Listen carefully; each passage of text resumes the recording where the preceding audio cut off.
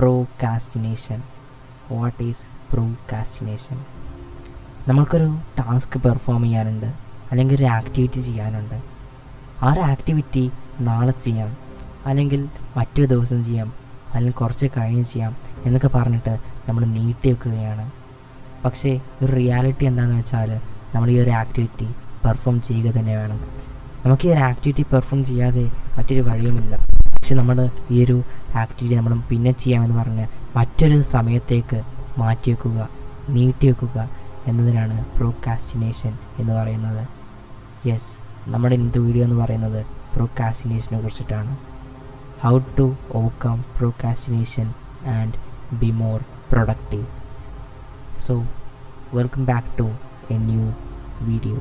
So first of all നമ്മൾ നോക്കാൻ പോകുന്നത് where does procrastination come from? എവിടെ നിന്നാണ് പ്രോകാസ്റ്റിനേഷൻ വരുന്നത്, അല്ലെങ്കിൽ എന്തുകൊണ്ടാണ് നമുക്ക് പ്രോകാസ്റ്റിനേറ്റ് ചെയ്യാൻ തോന്നുന്നത് എന്നതിനെ കുറിച്ചിട്ടാണ്. നമ്മളൊരു ആക്ടിവിറ്റി ചെയ്യാൻ പോകുമ്പോൾ അല്ലെങ്കിൽ ഒരു ടാസ്ക് ചെയ്യാൻ പോകുമ്പോൾ നമുക്ക് പ്രോകാസ്റ്റിനേറ്റ് ചെയ്യണമെന്ന് തോന്നുകയാണെങ്കിൽ അതിനർത്ഥം നമുക്ക് ഈ ഒരു ആക്ടിവിറ്റിയുമായി ബന്ധപ്പെട്ടുകൊണ്ട് നമുക്കൊരു മുന്നേ ഒരു നെഗറ്റീവായിട്ടുള്ള ഒരു എക്സ്പീരിയൻസ് ഉണ്ടായിട്ടുണ്ടെന്നുള്ളതാണ്, അല്ലെങ്കിൽ ഒരു മോശമായിട്ടുള്ള ഒരു അനുഭവം ഉണ്ടായിട്ടുണ്ട് എന്നുള്ളതാണ്. കാരണം നമ്മൾ എന്തെങ്കിലും ഒരു ടാസ്ക് പെർഫോം ചെയ്യാൻ പോകുമ്പോൾ നമ്മുടെ ബ്രെയിന് ആ ഒരു ടാസ്ക് തിരിച്ചറിയുകയാണ് ചെയ്യുന്നത്.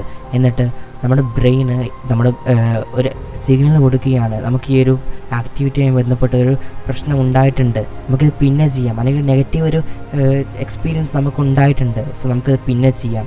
ചിലപ്പോൾ നമുക്ക് ഈ ഒരു ആക്ടിവിറ്റി നമുക്ക് മുന്നേ പെർഫോം ചെയ്യുമ്പോൾ നമുക്കൊരു ഫെയിലിയർ ഉണ്ടായിട്ടുണ്ടാകും, അല്ലെങ്കിൽ നമുക്കൊരു മെൻ്റൽ പ്രഷർ ഉണ്ടായിട്ടുണ്ടാകാം, അല്ലെങ്കിൽ മറ്റാരെങ്കിലും എന്തെങ്കിലും പറഞ്ഞിട്ടുണ്ടാകാം, അല്ലെങ്കിൽ മറ്റെന്തെങ്കിലും കാരണത്താൽ നമുക്കൊരു നെഗറ്റീവായിട്ടുള്ള ഒരു എക്സ്പീരിയൻസ് ഈ ഒരു ആക്ടിവിറ്റി ചെയ്യുമ്പോൾ നമുക്കുണ്ടായിട്ടുണ്ടാകാം. സോ ഇങ്ങനെയൊരു തോന്നൽ ഉള്ളത് കൊണ്ടാണ് നമുക്ക് പ്രോകാസ്റ്റിനേറ്റ് ചെയ്യാൻ തോന്നുന്നത്. So now how can we overcome procrastination and be more productive? First of all, keep track of your time എന്നുള്ളതാണ്. അതായത് നമ്മുടെ ടൈം എന്ന് പറയുന്നത് നമുക്ക് ഏറ്റവും വാല്യുബിൾ ആയിട്ടുള്ള ഒരു ഗിഫ്റ്റാണെന്നാണ് ഞാൻ പറയുക.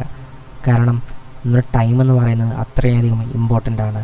നമ്മുടെ ടൈം എന്ന് പറയുന്നത് നമ്മുടെ ഗോൾസ് അച്ചീവ് ചെയ്യാൻ വേണ്ടിയിട്ട്, നമ്മുടെ ഡ്രീംസിന് വേണ്ടി നമ്മൾ യൂസ് ചെയ്യുക എന്നുള്ളതാണ് ഏറ്റവും വലിയൊരു കാര്യം എന്ന് പറയുന്നത്.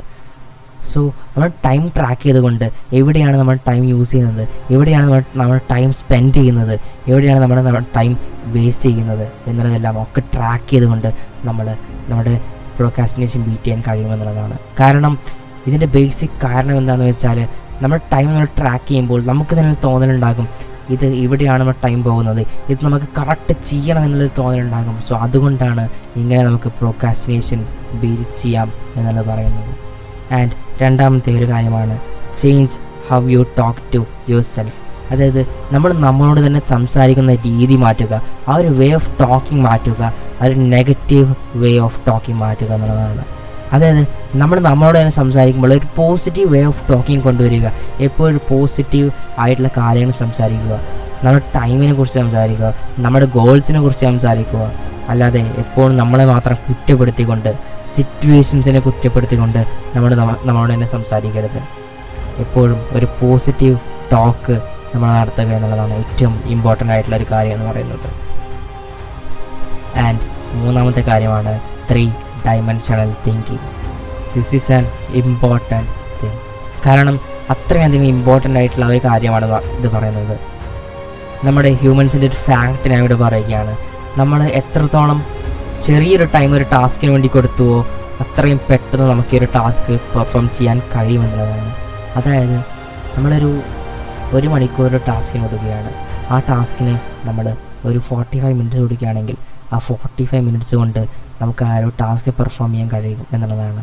അത് എത്രത്തോളം നമ്മൾ ഷോർട്ടായിട്ടുള്ള ടൈം കൊടുക്കുന്നു അത്രയും പെട്ടെന്ന് നമുക്ക് ആ ഒരു ടാസ്ക് പെർഫോം ചെയ്യാൻ കഴിയും, ആ ഒരു ആക്ടിവിറ്റി പെർഫോം ചെയ്യാൻ കഴിയും എന്നുള്ളതാണ് ഏറ്റവും വലിയൊരു പ്രത്യേകത എന്ന് പറയുന്നത്.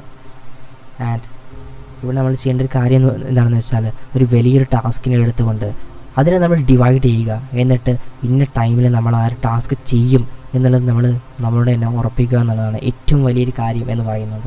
സോ അതാണ് 3-dimensional thinking എന്നുള്ളത്. നാലാമത്തെ കാര്യമാണ് ദ ഷെഡ്യൂൾ എന്നുള്ളത്.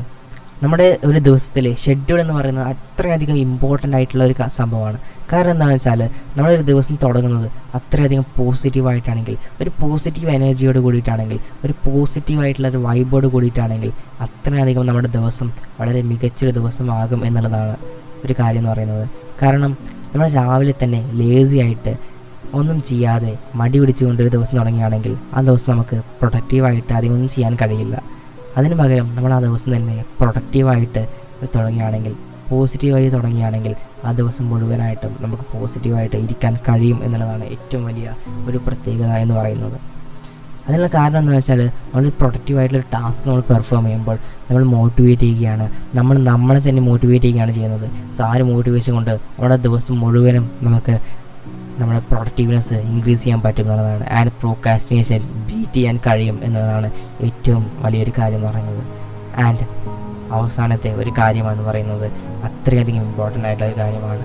അതായത് prepare for set backs. This is an important thing. കാരണം എന്താണെന്ന് വെച്ചാൽ നമ്മൾ തോൽവികളെ അക്സെപ്റ്റ് ചെയ്യാൻ പഠിക്കുക, തോൽവികളെ നമ്മൾ നേരിടാൻ പഠിക്കുക എന്നുള്ളതാണ് ഏറ്റവും വലിയൊരു കാര്യം എന്ന് പറയുന്നത്.